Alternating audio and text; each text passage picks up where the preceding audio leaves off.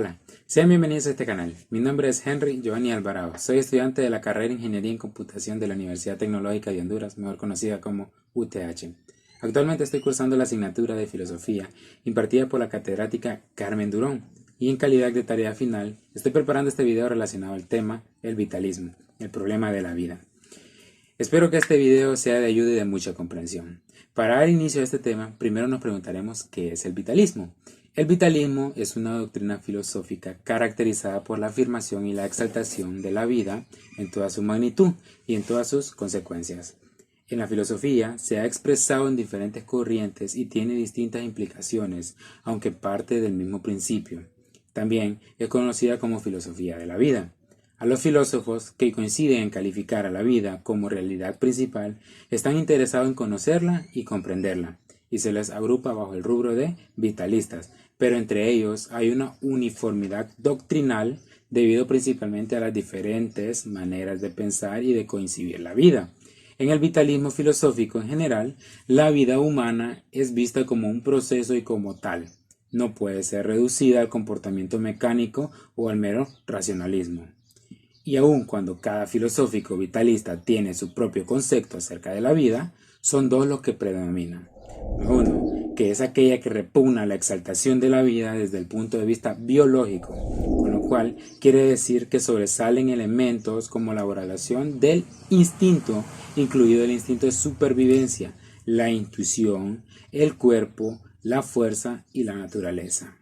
Aquella que repugna la vida en un sentido histórico y biográfico, es aquí donde sobresale la valoración de la experiencia vital en sí. En otras palabras, sobresale el valor del conjunto de experiencias humanas que en personas acumulan a lo largo de su existencia. ¿Cuándo surgió el vitalismo? El vitalismo surgió de la mano de una serie de pensadores que se caracteriza por una especie de irracionalismo, como relación a los varios movimientos revolucionarios socialistas en la segunda mitad del siglo XIX. Entonces, ¿qué es el vitalismo en la filosofía contemporánea? Se llama vitalista toda teoría filosófica para que la vida es irreductible o cualquier categoría extraña a ella misma. Se caracteriza por postular la existencia de una fuerza o impulso vital sin el que la vida no podría ser argumentada. Ahora, como siguiente, vamos a hablar y a conocer los principales referentes del vitalismo.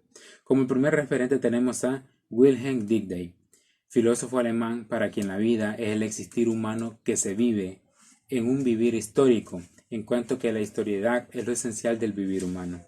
La posición de Dilthey se entiende mejor si se tiene en cuenta estas dos circunstancias. La razón ilustrada tenía el carácter de atemporal, general y abstracto. Además, al fundarse en las ciencias naturales, solo conocía lo repetitivo y lo constante. Dilthey no estaba de acuerdo, y él centra sus intereses en lo concreto, lo único y lo individual. Por lo tanto, lo que más le interesa es la crítica de la razón histórica y no de la razón teórica. Dilthey se encuentra en tres oposiciones, con las que discrepa. Número 1. Entre la naturaleza y la cultura. Según Dilthey, no es aceptable porque el hombre no es un ser que se enfrenta con la naturaleza, y esta, a su vez, se da a través de una cultura. Como número 2, está entre génesis y estructura. Tampoco está de acuerdo con ello, porque el mejor conocimiento de un fenómeno no se obtiene acercándose al proceso del desarrollo para lograr las explicaciones objetivas, sino más bien mediante la comprensión psicológica subjetiva de sus aspectos genéticos. Y como número 3 tenemos entre la ciencia y la naturaleza. Hoy la ciencia del espíritu, también conocida actualmente bajo el término de ciencia humana. En la ciencia típica de la vida, o sea, en la historia, el auxiliar principal no es la matemática, sino la psicología. Mediante esta, el hombre se comprende a sí mismo. En otras palabras, no es lo explicativo, sino lo descriptivo que nos hace comprender a la vida misma. Tenemos como segundo referente a Friedrich Nietzsche. Para este filósofo alemán, la vida tiene un sentido biológico-cultural, es decir, la vida es un impulso natural y es vivencia. En su tercera etapa filosófica denominada zaratústrica, después de objetar la manera tradicional de entender la vida y la voluntad, propone especial visión de la vida y sus teorías sobre la voluntad y el poder del superhéroe. La actividad crítica de Nietzsche se puede resumir en tres puntos. Como uno, crítica moral, Como 2, crítica metafísica. Y como 3, la crítica de las ciencias positivas. En la crítica moral, Nietzsche se refiere a la moral occidental de la naturaleza geocristiana, con lo que se refiere a dos razones. Por una parte, dicha moral contiene un conjunto y amplio de normas y leyes con las cuales se impide la exuberación de la vida, se exhibe los impulsos vitales y el desarrollo. Por otra parte, se basa en la filosofía de esta moral y postula la existencia de un mundo inteligible, un plano de existencia ultraterrenal de lo que no tenemos certeza, por lo que se trata de una moral de ultramundos, es decir, de una moral antinatural. La crítica de la metafísica tradicional se basa también en el hecho de que, de un modo u otro, nos conduce a mundos irreales. En efecto, dicha metafísica de naturaleza platónica nos habla de que la separación entre el ser aparente, que es el único que podemos percibir, y el ser real, que es el que no es posible percibir. La metafísica tradicional, influenciada por el cristianismo, generalmente da un mayor valor a esa parte del ser que está fuera de nuestro alcance, por lo que desvaloriza la otra parte y desvaloriza a la vida misma. Friedrich Nietzsche, en El nacimiento de la tragedia, dice que el cristianismo fue desde el comienzo una manera esencial y básica y de náuseas y fastidio contra la vida, que no hace más que disfrazarse y ocultarse a través de una creencia a otra vida distinta o a otra mejor. La crítica de las ciencias positivas no se basa en un ataque directo a la ciencia, sino a la tendencia ideológica que han adoptado en su metodología, en especial a la matematización. Mediante el recurso no adquirimos conocimiento de las cosas, solamente captamos su relación cuantitativas. Además, las ciencias positivas pretenden explicarlo todo mediante leyes, pero la ley de la naturaleza no es algo que conozcamos. Conocemos únicamente sus efectos y su relación a otras leyes, de las cuales igualmente no tenemos conocimiento. Según Nietzsche, la vida humana debe ser entendida en su totalidad, es decir, en su dimensión natural, como un complicado conjunto de instintos, impulsos, pasiones y capacidades, pero también debe verse en su aspecto de vivencia existencial, o sea, como un proyecto constante de superación y creación, como ansia de sobresalir para no ser uno más del rebaño. Dice Nietzsche que la voluntad es poder y el poder es voluntad de vivir. Para esto, la voluntad de poder tiene que transmutar los valores con la conciencia de que lo único bueno en lo que favorece, fortalece y eleva el desarrollo de la vida. Como tercer exponente tenemos a Henri Bergson. Para este filósofo judío francés, la vida es impulso vital universal que lucha contra la materia porque aquel quiere progreso y esto lo retarda.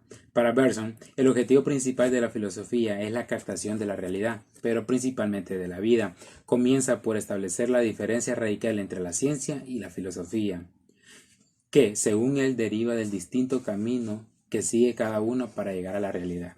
La ciencia, por su parte, se vale del análisis, operaciones propias del intelecto. El análisis se hace mediante conceptos, pero no de estos son rígidos. El conocimiento logrado por el análisis intelectual estatifica los objetivos, los paraliza y por lo tanto los deforma. Sin embargo, el acceso a la realidad por este camino es muy útil, porque la finalidad no es conocer los objetivos en sí, sino utilizarlos por lo tanto. El pensamiento de Bergson es utilizarista. La filosofía tiene intereses por llegar a conocer la realidad, por esto se recurre a otra operación de nivel superior, supraintelectual. Para esto se llama intuición, con la cual capta la realidad en su esencia íntima, la intuición, y según Bergson, este producto simultáneo de intelecto e instinto y la voluntad, mediante la intuición, el hombre puede simpatizar con los objetos, y esto permite que sea más captado en su interioridad. O sea, en aquello que tiene la inexpresable. Gracias a la intuición accedemos a la esencia misma de la vida, que es la duración. Como la duración, en su carácter real, es lo esencial de la misma vida. El yo de la conciencia continuamente se convierte en otro distinto.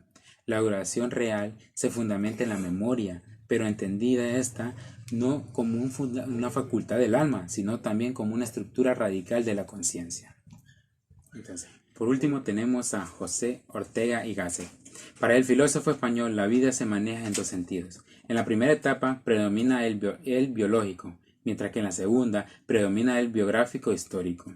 Para facilitar la comprensión de la vida, Ortega y Gasset nos presenta 7 categorías o conceptos explicativos, pero él aclara que cuando habla de la vida no se refiere a la otra vida, o a la vida física o del místico, no, sino que esta se refiere a la vida mía, a la vida humana. Entonces, para los siete conceptos que habla Ortega y Gasset son: número 1, vivir es encontrarse en el mundo. Pero entendido esto, no como naturaleza, sino como el mundo en el que vivo yo y en el cual tengo conciencia. Número 2 dice, vivir es estar ocupado en algo. En el sentido estricto, yo consigo en ocuparme con todo aquello que hay en el mundo, y el mundo consiste en todo aquello que lo que me ocupa y nada más. Número 3, finalidad. Es vivir o estar ocupado en algo gracias a la finalidad en vista de la cual ocupamos nuestra vida. Por eso nuestra vida es posibilidad y es problema. Número 4. Decisión y libertad. La vida no es algo que se dé ya hecho, sino que es algo que yo antes de hacer decido libremente. Número 5. Posibilidad. El vivir consiste en hallarse en un mundo que no es cerrado, sino que ofrece posibilidades.